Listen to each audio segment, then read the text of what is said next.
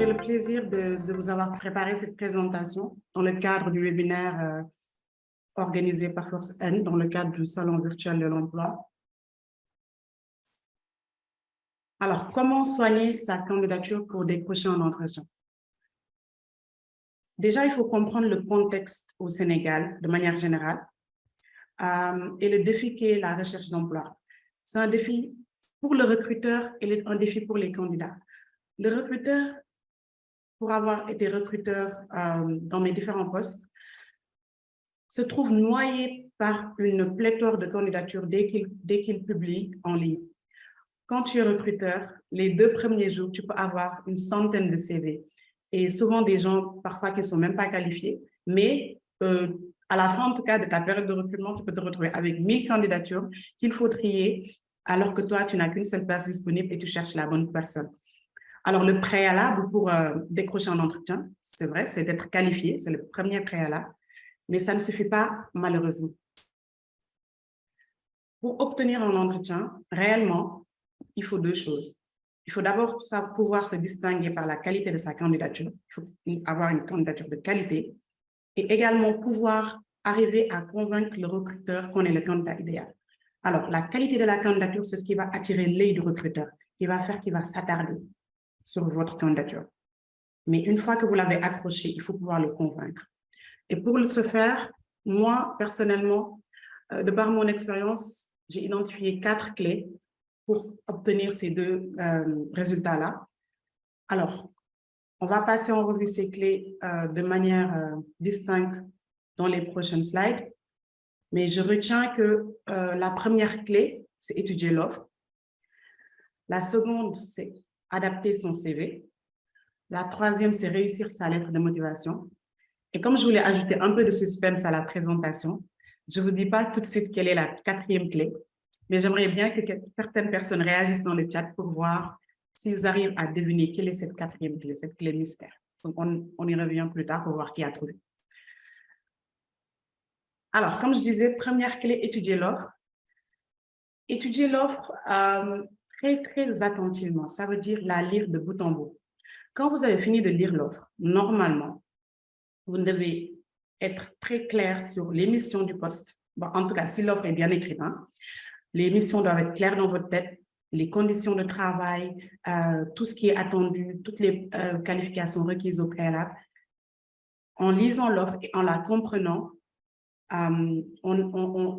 on arrive à déjà faire une bonne partie du travail. Il faut lire, parce que beaucoup de personnes, malheureusement, maintenant ne lisent pas. Il y a beaucoup d'offres qu'on publie sur la page d'opportunités au Sénégal et les gens nous écrivent quand même pour poser des questions qui sont écrites, dont les réponses sont déjà présentes dans l'offre. Donc, lisez, comprenez. Une fois que vous avez fini de lire et comprendre, c'est le moment de décider. Alors, décider et évaluer, on peut interchanger même leur place et ça marche dans les 2 sens, mais c'est décider. Décidez si vous allez postuler ou pas. Ce moment de décision-là, ça doit être basé sur beaucoup de choses. Est-ce que les missions, vous pensez avoir le profil pour remplir ces missions? Est-ce que les conditions de travail évoquées vous conviennent? Est-ce que c'est en alignement avec votre projet professionnel, etc., etc. Vous décidez et vous vous dites, OK, cette offre, je vais postuler à celle-ci, sachant que ce que je recommande vraiment aux chercheurs d'emploi, c'est d'abord de ne pas postuler à tout va. Trop postuler, c'est juste perdre son énergie. Il faut postuler quand on sent que ça va m'apporter quelque chose et j'ai les chances de réussir. Et l'autre conseil que j'ai pour les chercheurs d'emploi, c'est ne soyez pas effrayés de postuler. Il y a des gens, quand ils voient une liste de critères, ils pensent que les critères sont cumulatifs et que si tu n'as pas tous les critères, il ne faut pas postuler. Non, on n'a pas besoin d'avoir tous les critères pour postuler. On peut avoir 50% des critères, mais être super confiant qu'on peut faire ce poste-là et pouvoir le prouver dans la lettre de motivation, à travers le CV. Et là, moi, je conseille de postuler. Dernière étape, c'est évaluer. Donc, évaluer, c'est évaluer la force de son profil par rapport à l'offre d'emploi. Regardez bien cette offre d'emploi et regardez qu'est-ce que vous retrouvez dans cette offre d'emploi qui sont déjà vos points forts. Et comment vous allez pouvoir accentuer ces points forts-là, ça va être crucial dans les prochaines étapes. Donc, lire attentivement, comprendre, décider, évaluer. Alors, adapter son CV, José vient d'en parler. Ça, c'est crucial et malheureusement, beaucoup de personnes ne le font pas.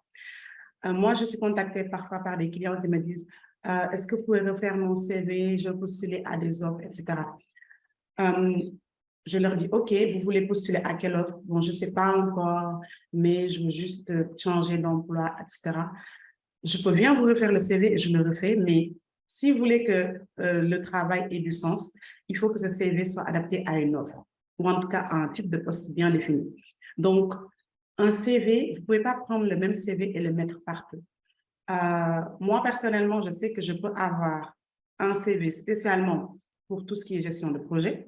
Ça va être mon CV. Je peux avoir un CV pour tout ce qui est de la facilitation. Et là-bas, vous ne retrouvez rien de gestion de projet. Parce que le CV, en fait, il doit être adapté à l'offre. Donc, il faut pas faire du copier-coller. Donc, adapter à chaque offre. Là, je ne suis pas rentrée dans le fond du CV, qu'est-ce qui compose mon CV, etc. Donc, je pense que ça, c'est les basiques. Mais ce qu'il faut retenir, c'est que ce CV-là, il doit avoir un fond convaincant. Le fond doit pouvoir convaincre le recruteur que vous avez tout ce qu'il faut. Et enfin, une forme soignée. Une forme soignée, faites simple, pas trop de chichi, de décoration sur le CV.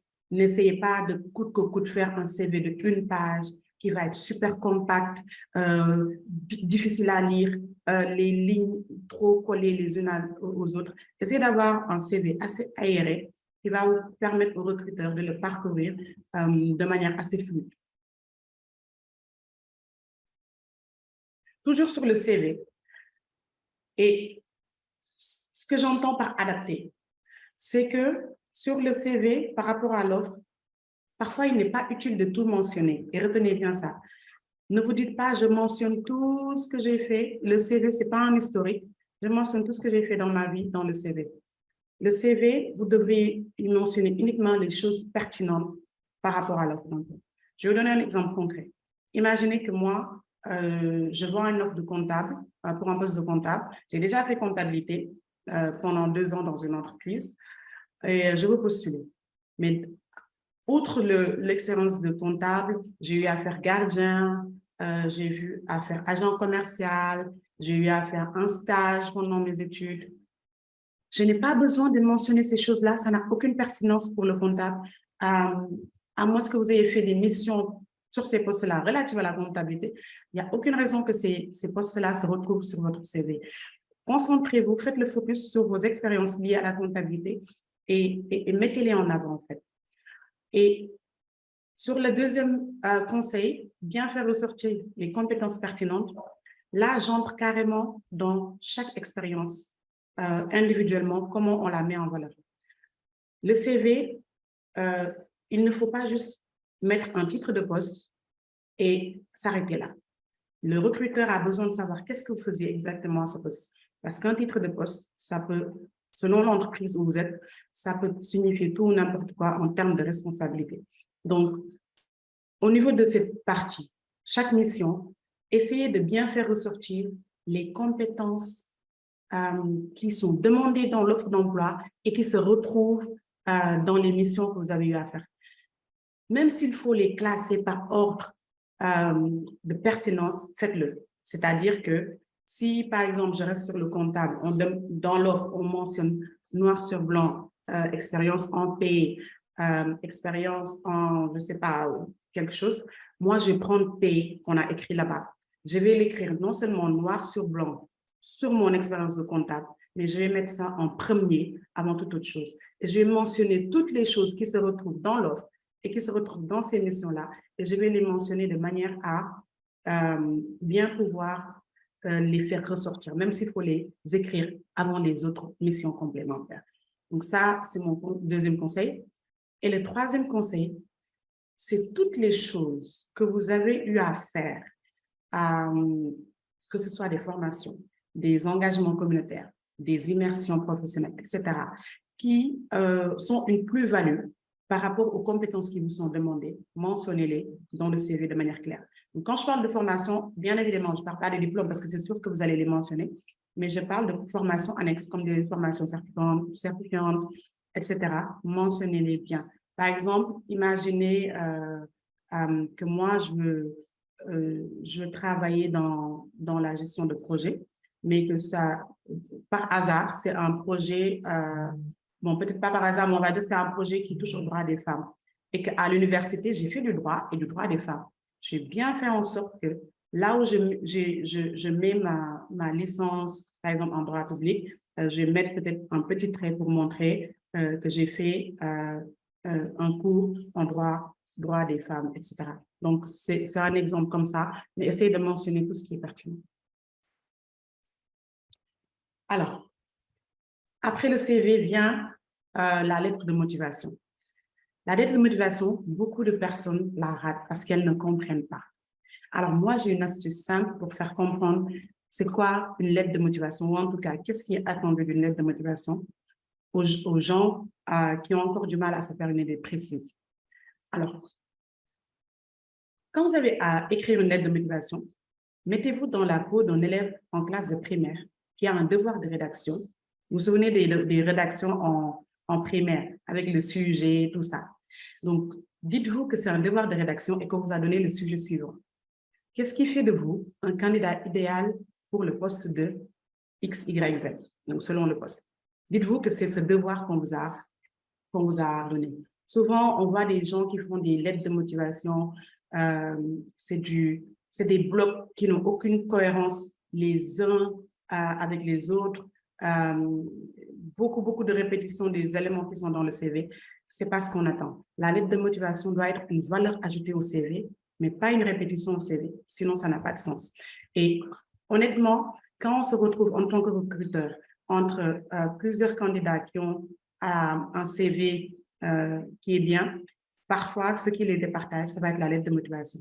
Donc, quand j'entendais des gens dire que ça ne sert à rien, je ne suis pas tout à fait convaincue parfois, c'est ça qui fait la différence. Et ce qu'il faut retenir également, c'est que le CV ou la lettre de motivation, c'est juste des outils. Et c'est des outils qui sont encore une fois quelque peu nécessaires pour le recruteur, parce que le recruteur, il ne peut pas rencontrer tous les candidats pour leur parler directement et leur poser des questions. Donc ça, c'est des outils pour le moment qui sont là pour leur permettre de gagner du temps et aller se faire une idée sur le profil de la personne avant justement de choisir qui ils vont rencontrer. Donc, votre devoir de rédaction, vous l'avez. Qu'est-ce qui vous fait de vous un candidat idéal pour occuper le poste de X, Y, Z? Quand vous faites votre devoir, il y a deux éléments qu'on doit retrouver dedans. Première chose, quels aspects de vos expériences passées sont pertinents ou vous ont bien préparé à réussir les missions de ce poste? Demandez-vous, en tout cas, avant d'écrire votre lettre de motivation, quels aspects de vos expériences passées sont pertinentes et qu'il faut absolument mentionner. Ça, c'est la partie vraiment qui va accrocher et convaincre le recruteur. Ça veut dire quoi? Si je reprends l'exemple du comptable, je ne sais pas pourquoi j'aime bien les comptables, mais disons que le comptable, au lieu de dire j'ai fait de 2017 j'ai occupé de 2017 à 2019 le poste de comptable à l'entreprise X, tu ne m'apportes rien. Alors que si tu fais ressortir un aspect de cette expérience, par exemple, si tu me dis, dans le cadre de mon expérience en tant que comptable à X, j'ai eu à gérer directement la paie de XXX. J'ai eu également à faire la gestion d'un budget de tel, avec à la clé un audit de tel cabinet qui est revenu avec 0 point d'attention, etc. Donc, donne-moi des choses qui ont de la valeur, ajoute des éléments qui ont de la valeur que le CV ne peut pas m'apprendre. Donc, c'est là où on vous attend sur la lettre de motivation. Donnez du résultat, donnez des réalisations. Si vous avez un chiffre à la clé, alors là, c'est le summum, c'est le top. Je vous donne un exemple. Moi, je suis commerciale et je suis responsable peut-être d'un département qui, avant mon arrivée, vendait peut-être 100 articles par mois. Et si moi, j'ai eu de meilleurs résultats, par exemple, je vais mettre dans ma lettre de motivation noir sur blanc qu'à mon arrivée à ce poste, j'ai mis en place une stratégie avec mon équipe qui, aujourd'hui, nous permet d'être passé de 100 ventes par mois à 1000 ventes par mois, par exemple. Et c'est ça qu'on attend vraiment quand on parle de plus-value. L'autre élément essentiel aussi qu'il faut retrouver dans le CV, c'est votre motivation à rejoindre l'entreprise. Qu'est-ce qui vous motive? Et là, s'il vous plaît, il ne faut pas mettre « oui, j'ai besoin d'argent » ou « j'ai besoin de travailler ». Je sais que souvent, c'est ça la vraie réponse. Mais réellement, il faut aller plus loin. L'entreprise a besoin de savoir que vous êtes renseigné un tant soit peu sur elle et ce qu'elle fait, première chose, et que vous, en tant que personne, vous seriez un bon atout ou un bon ajout, on va dire, à l'équipe que l'entreprise a déjà. Alors, quand je dis qu'est-ce qui vous motive à rejoindre l'entreprise, ce qu'il est attendu, c'est que vous puissiez me démontrer en quoi le fait de rejoindre ce poste-là est aligné à votre projet professionnel et comment est-ce que les valeurs de l'entreprise sont alignées à vos valeurs à vous. Donc, ça demande un peu de recherche préalable dans l'entreprise, mais ce n'est pas important juste pour être recruté, c'est même important pour vous-même. Vraiment, on voit des gens qui postulent, qui sont pris, juste quelques temps après, ils sont découragés, c'est pas ça qu'on m'avait dit, vraiment, je suis déçue. La démotivation s'installe très rapidement. Faites vos recherches sur les entreprises, faites les recherches, comprenez qu'est-ce qu'elles font, quelles sont leurs valeurs, quelles sont leurs motivations, est-ce que ça vous va? J'irai même plus loin, si vraiment vous arrivez même à une certaine étape, c'est-à-dire ça, c'est juste la première étape, sachez ce qu'elle fait et voyez si c'est aligné ou pas pour savoir si vous allez postuler. Mais j'irai même plus loin. C'est qu'une fois que l'entreprise peut-être prendra le premier contact avec vous pour un entretien, essayez même de voir avec des gens qui sont là-bas ou qui étaient là-bas, c'est quoi le climat là-bas, comment ça se passe, comment est le management, quelles sont les pratiques, etc. Donc, beaucoup d'éléments quand même qui vont participer à votre prise de décision. Parce que les gens l'oublient souvent, et c'est une mentalité vraiment que je utilise parfois, les candidats se mettent souvent dans une posture de demandeur. Donc, avec une mentalité parfois sénégalaise de tout sauf le chômage. Quand on est candidat, on a de la valeur. L'entreprise a besoin de vous comme vous avez besoin de travailler. Donc, ne vous mettez pas dans une posture « Luma Amdjel », mettez-vous dans une posture de « je cherche quelque chose qui est aligné avec ce que je veux et ce que je suis ». Alors, la dernière clé, je ne sais pas s'il y a eu des gens qui ont réussi à trouver la bonne réponse. Bon, Fatou, j'ai quelques propositions pour toi. Hein. Ah, je veux bien les entendre. Donc, il y a Koli Senghor qui dit que c'est bien préparer et réussir l'entretien d'embauche. OK. Il y a Hassan qui dit que c'est étudier l'entreprise et préparer son entretien. OK. Il y a Salimata Ngom aussi qui nous dit que c'est connaître l'entreprise et son secteur d'activité. OK, super. Alors, sont lancés.